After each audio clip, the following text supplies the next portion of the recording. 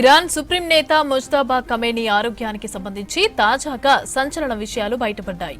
America, Israel తొలి రోజు జరిపిన దాడుల్లో ఖమేనీ కాలికి గాయం కావడంతో ఆయన ముఖం కూడా కాలిపోయినట్లు తెలుస్తోంది. దీంతో ఆయనకు డాక్టర్లు ప్లాస్టిక్ సర్జరీ చేసే అవకాశాలున్నట్లు వార్తలొస్తున్నాయి. ఖమేనీ స్పృహలోనే ఉన్నారని, అయితే దాడుల్లో కాలికి గాయం కావడంతో 3 సార్లు ఆపరేషన్ జరిగినట్లు తెలుస్తోంది.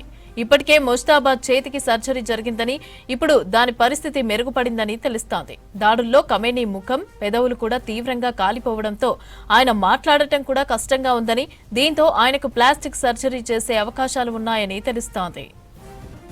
మరోవైపు ఉద్రిక్తతల వేళ ముజ్తబా ఖమేనీని రహస్య ప్రాంతంలో ఉంచి ట్రీట్మెంట్ అందిస్తున్నట్లు కూడా వార్తలొస్తున్నాయి.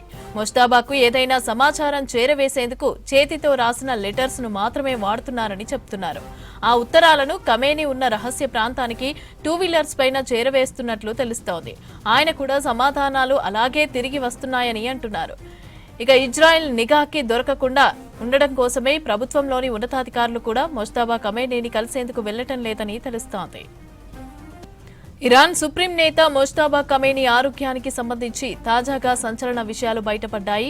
అమెరికా, ఇజ్రాయెల్ తొలి రోజు జరిపిన దాడుల్లో ఖమేనీ కాలికి గాయం కావడంతో పాటు ఆయన ముఖం కూడా కాలిపోయినట్లు తెలుస్తోంది. దీంతో ఆయనకు డాక్టర్లు ప్లాస్టిక్ సర్జరీ చేసే అవకాశాలున్నట్లు వార్తలొస్తున్నాయి. ఖమేనీ స్పృహలోనే ఉన్నారని, అయితే దాడుల్లో కాలికి గాయం కావడంతో 3 సార్లు ఆపరేషన్ జరిగినట్లు తెలుస్తోంది. ఇప్పటికే ముజ్తబా చేతికి సర్జరీ జరిగిందని, ఇప్పుడు దాని పరిస్థితి మెరుగుపడిందని తెలుస్తోంది. దాడుల్లో ఖమేనీ ముఖం, పెదవులు కూడా తీవ్రంగా కాలిపోవడంతో ఆయన మాట్లాడటం కూడా కష్టంగా ఉందని, దీంతో ఆయనకు ప్లాస్టిక్ సర్జరీ చేసే అవకాశాలు ఉన్నాయని తెలుస్తోంది. మరోవైపు ఉద్రిక్తతల వేళ ముజ్తబా ఖమేనీని రహస్య ప్రాంతంలో ఉంచి ట్రీట్మెంట్ అందిస్తున్నట్లు కూడా వార్తలొస్తున్నాయి. ముజ్తబాకు ఏదైనా సమాచారం చేరవేసేందుకు చేతితో రాసిన లెటర్స్ ను మాత్రమే వాడుతున్నారని చెప్తున్నారు.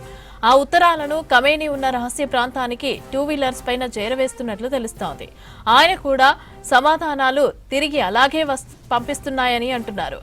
ఇజ్రాయెల్ నిఘాకి దొరకకుండా ఉండటం కోసం ప్రభుత్వంలోని ఉన్నతాధికారులు కూడా ముజ్తబా ఖమేనీని కలిసేందుకు వెళ్లటం లేదని తెలుస్తోంది.